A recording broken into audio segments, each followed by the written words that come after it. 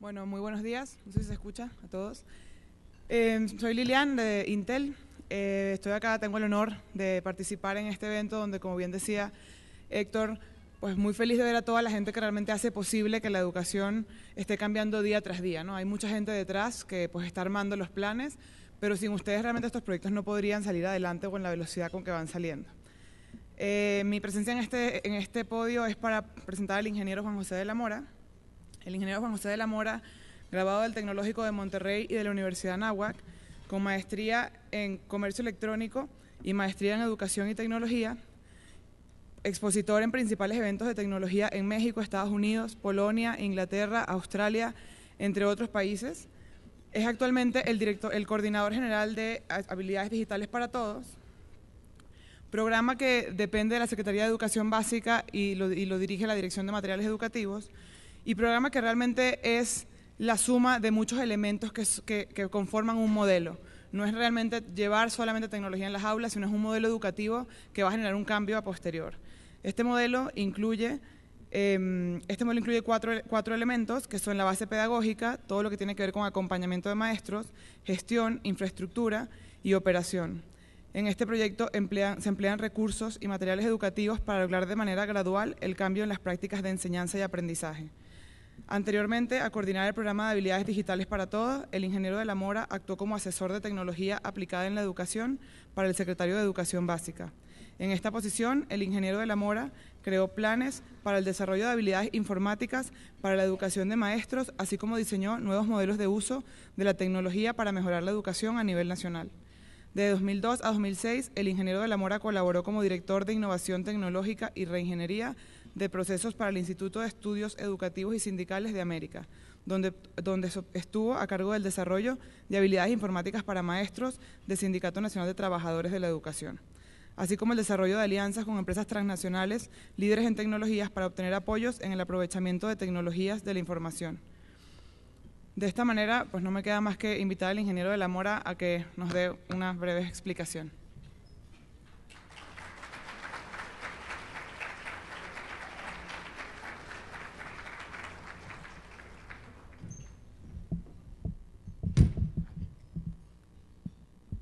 Ya me iba a caer. Después de la presentación me puse muy nervioso y dije, caray, ¿ese soy yo?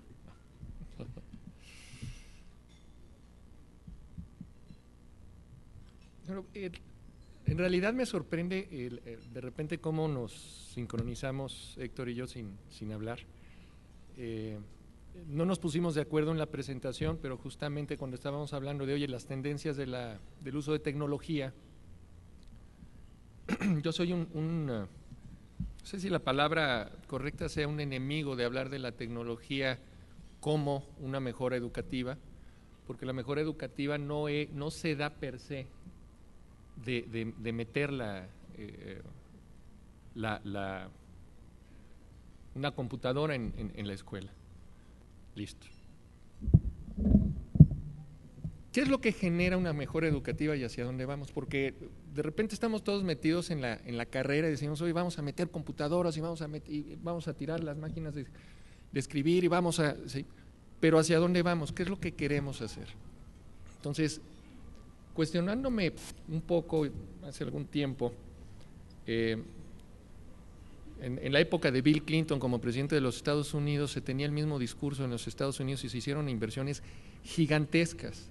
Y el sexenio pasado nosotros nos convertimos y a veces no nos damos cuenta de lo que México hace a nivel internacional, pero hay muchas cosas por las que nos debemos de sentir orgullosos, y la implementación más grande de tecnología en las escuelas a nivel mundial fue en Ciclomedia, y nos tenemos que sentir muy orgullosos de lo que fue en Ciclomedia. Después de la inversión de la administración de Bill Clinton en las escuelas, una ley incluso se promulgó como ley que se denomina Ningún niño se queda atrás, No Child Left Behind. Esa ley empezaron a darse cuenta que el hecho de meter computadoras no hacía que los niños en comunidades marginadas o de grupos étnicos con mayores brechas en cuanto al acceso a oportunidades se redujeran. Básicamente, los niños pobres seguían sin utilizar la computadora y había computadoras en las escuelas. Los adultos que no usaban computadora y tuvieron acceso a computadoras, la utilizaban para navegar, la utilizaban para bajar información de internet, pero no había directamente un impacto en la educación. Cuando empezaron a meterse a esto, dijeron, no, ¿sabes qué? Es que si el contenido que trae la tecnología no es relevante, y ahí se puso de moda la palabra relevante, ¿no? La gente no lo va a consultar. No me sirve de nada mandarle información de la bolsa a estas comunidades si no tienen invertido un peso en la bolsa. ¿Sí? Se empezaron a hacer análisis de la información que venía en internet, y les estoy dando datos un poco atrasados, pero alrededor del 70% de la información que se tenía en internet en ese momento era en inglés. Y de hecho se podía hablar de internet como una persona. Internet era un adulto en sus 30s, blanco, de clase socioeconómica media de los Estados Unidos. ¿Por qué? Porque toda la mayor parte de la información que fluía por internet de manera comercial era enfocada en ese tipo de personas, en impulsar el comercio electrónico, ¿sí? En impulsar el uso de las tarjetas, y no había contenidos que fuesen relevantes para otro tipo de comunidades. Más adelante empieza a analizarse, bueno, a ver, ¿y cómo genero ese contenido y cómo hago que toda esta infraestructura empiece a trabajar? Y ahí nos dimos cuenta de repente que la capacitación era fundamental y todo el mundo empezó a capacitar maestros. De hecho, una de las principales críticas que se tiene en el caso de México sobre Enciclomedia es que no hubo capacitación, y cuando nosotros llegamos con el mismo, a inicios del sexenio, llegamos con esos estudios y con esa información, dijimos, hoy no hay capacitación, y nos dimos cuenta que había capacitación por parte del ILSE, que había capacitación por parte de formación continua, había cursos en línea, había programas a través de televisión educativa. Sin embargo, toda esa capacitación iba enfocada hacia usar la computadora, hacia aprender herramientas de procesador de texto, hojas de cálculo, herramientas de presentación. Y eso no hacía que la computadora fuese útil en el aula. Eso hacía que los maestros pudieran manejar sus listas. De hecho, cuando estábamos trabajando en la norma, en la creación de la norma para el uso didáctico de la tecnología, nos encontramos con un maestro que dominaba la computadora y hablaba con la computadora con una facilidad como si fuese un ingeniero en sistemas. Y le decíamos, bueno, a ver, enséñanos cómo das tu clase, enséñanos cómo usas la tecnología en la clase. Puso una presentación PowerPoint y empezó a dar su clase. Pero no cambiaba la dinámica de la clase de tener el pizarrón. Lo que le estábamos ahorrando era la necesidad de borrar el pizarrón y volver a escribir. Pero la dinámica era la misma. Y en ese momento fue muy interesante porque había representantes del sindicato de maestros, había representantes de Conocer, había gente de la industria, venía gente de Intel, venía gente de Microsoft en ese momento. Y empezamos a cuestionarnos, oye, es que el problema es que la norma o la manera en que estamos dando la capacitación va enfocado hacia el uso de herramientas, no hacia qué hacer con este bicho que les estamos dando a los maestros dentro del aula. Entonces, ¿por qué queremos? Vamos a empezar con la primera pregunta. ¿Por qué queremos hacer un cambio en la educación? ¿Por qué esta reforma? ¿Por qué todo este ruido que está ocurriendo? Porque el ruido fuerte no es habilidades digitales para todos, el ruido fuerte es que hay una reforma integral de la educación básica y hay una publicación de un acuerdo que es el Acuerdo 592. Y eso habla de varias cosas, tecnología, ahí está habilidades digitales para todos, pero habla de un modelo educativo que nos debe de entregar al término de la secundaria a un estudiante con ciertas habilidades mínimas. ¿Cuáles son esas habilidades? Bueno, vamos a ver un poquito lo que está pasando en el mundo. Vamos a empezar con México.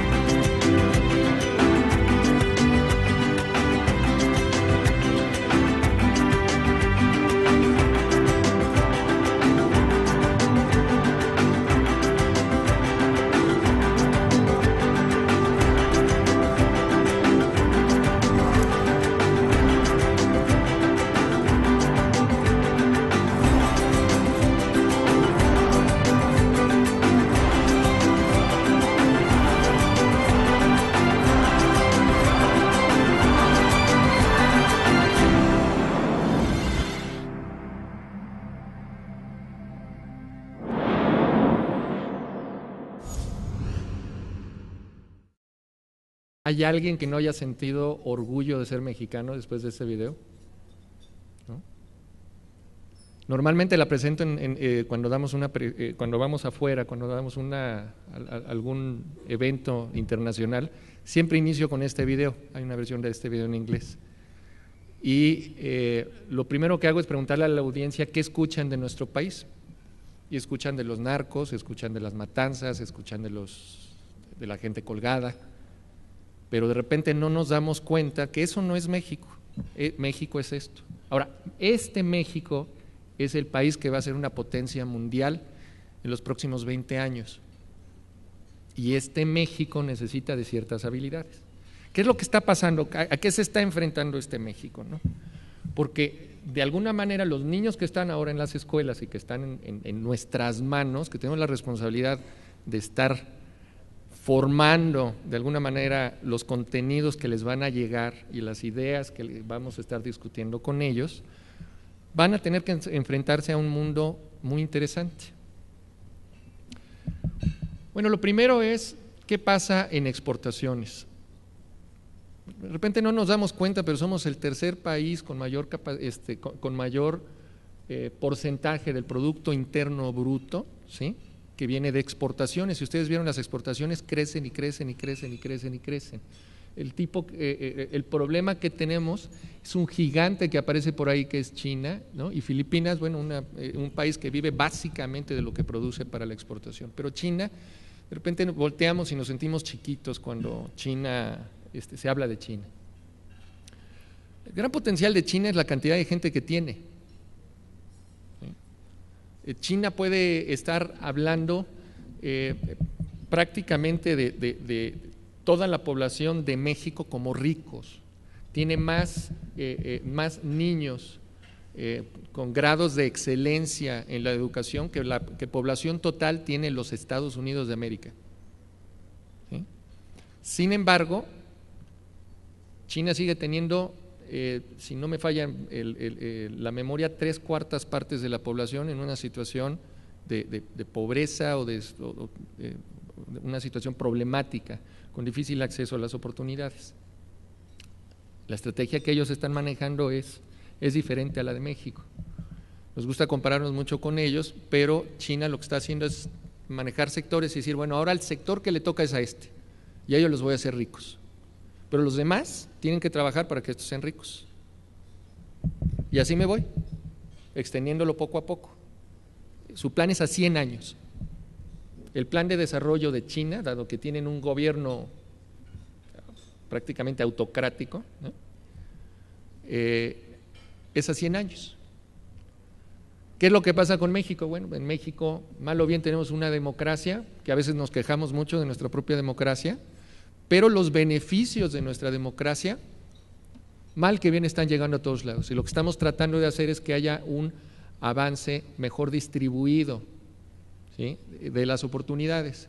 ¿Y eso qué hace? Pues que de repente alguien tenga que estar jalando, ¿no?, porque tengo que jalar a los que están en una situación más crítica. Pero es un crecimiento mucho más equitativo que lo que estarían manejando este país. Entonces, veamos, ahí están las principales. Si ustedes ven todas esas, a excepción de Filipinas, me parece que Filipinas no están catalogadas como futuras potencias. Rusia era una potencia, es uno de los países mejor puestos en estos momentos para convertirse en una de las potencias más grandes del mundo. China era un país verdaderamente caótico hace 10 años. Y si ¿hace cuánto fue lo de la plaza de Tiananmen? Fue en los 90, no recuerdo el año, pero no tiene más de 20 años que China estaba peleando porque no había oportunidades y la gente estaba buscando una mayor oportunidad en la parte de educación. Inversión externa. China se lleva la mitad de la inversión externa que hay disponible en el mundo según el Banco Mundial. Más de la mitad del dinero que se invierte a nivel internacional se va a China. Sin embargo, México está por ahí y vendrá prácticamente como un segundo lugar, muy por debajo de lo que sería China. Industria de valor agregado, este es un punto también muy importante. Nos la pasamos compitiendo porque China se está llevando nuestros trabajos. ¿Por qué? Pues porque en China los sueldos son bajísimos, el gobierno prácticamente entrega todo, tenemos que pensar el esquema de China, el gobierno se encarga de toda la seguridad social y de todos los programas, prácticamente es el dueño de todas las empresas que se hacen en China trabajan en conjunto, ¿sí? Hay inversión privada con el gobierno y el gobierno se vuelve dueño de toda la propiedad intelectual que llega para allá. Ese es un punto que tal vez deberíamos de haber analizado cuando estábamos haciendo los tratados de libre comercio en México. El Tratado de Libre Comercio de México fue modelo para lo que China está haciendo hoy. Y lo mejoraron, le agregaron ahí algunas cosas. Ahora, en esto de valor agregado, nosotros cuando se habla de cuestiones, por ejemplo, en la industria de aeronáutica, no te puedes equivocar, tenemos que tener los estándares más altos y esa inversión está en México, no está en China, ¿sí? Y China está haciendo efectivamente trabajos donde hay mucha robótica, donde se necesita una mano de obra intensa, ¿no? Se están yendo hacia los polos. ¿Por qué? Porque la idea del valor agregado, la idea de ponerle más cabeza al trabajo es algo que están desarrollando y lo están desarrollando de manera muy seria. Pero en México tenemos una gran ventaja en eso, nuestros niños son de manera innata, nosotros lo llevamos en la sangre, arreglamos las cosas, sabemos detectar problemas, sabemos acomodarnos, tenemos gente que trabaja de una manera espectacular. En Estados Unidos, los trabajadores mexicanos, está la imagen mundial de México con el cactus, ¿no? Y el indito ahí sentado dormido, y la otra vez estábamos hablando de eso en una mesa en los Estados Unidos, y me dicen, oye, los trabajadores que más se reconocen en los Estados Unidos por su trabajo es a los mexicanos. Estamos exportando una gran cantidad de emprendedores, porque la gente que se va a los Estados Unidos a trabajar de manera ilegal, emprenden una aventura que cualquier emprendedor quisiera tener el tamaño que tienen estas personas, porque si van sin nada y se van a ver en qué me pongo a trabajar, y cuando están allá son los mejores en lo que están haciendo. Eso es valor agregado. Hay un valor agregado en tomar riesgos, hay un valor agregado en innovar, hay un valor agregado en trabajar. Crecimiento del Producto Interno Bruto. México ha mantenido un crecimiento que hace 10 años se hubiera concedido gigantesco. México no ha dejado de crecer, acabamos de pasar una crisis. Comparada con la crisis mundial les puedo decir que no es nada. En Europa, por poner un ejemplo, simplemente en Portugal, ahora que acaban de cambiar al presidente, tuvo que renunciar el primer ministro portugués. El IVA en Portugal, si mal no estoy, está en el 25% de IVA. Y le digo, oye, pero no pagan impuestos. No, adicionalmente pagamos el 30% de impuestos.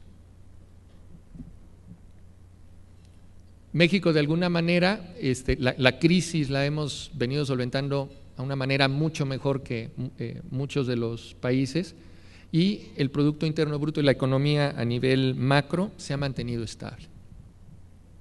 Entonces, si queremos mantener eso y queremos insertar a este México, ¿qué es lo que necesitamos? Necesitamos que nuestra gente esté preparada para algo que se llama la economía del conocimiento. ¿Sí? ¿Y qué es esto de la economía del conocimiento? Bueno, la mayor parte de los trabajos que nuestros niños van a pelear en unos años van a estar en un entorno global y no existen hoy en día. La idea de estabilidad prácticamente va a desaparecer. La idea de que yo voy a la universidad y obtengo un título, ya con ese título tengo garantizado que voy a tener un buen nivel de vida, desapareció. Y ya lo empezamos a ver hoy.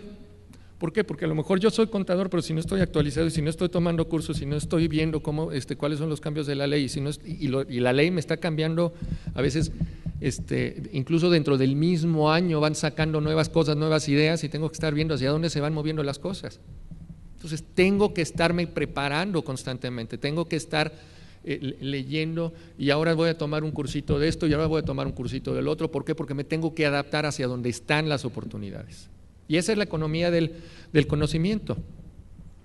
Y la riqueza hoy en día no está en la infraestructura. No se me ocurrió poner esa gráfica, pero hay una gráfica muy interesante del Banco Mundial que muestra los ciclos de los países cuando se van desarrollando. Y cuando empieza la industrialización del país, sube impresionante. Pero hay un momento en donde esta industrialización llega a un tope y tienes que brincar a la economía.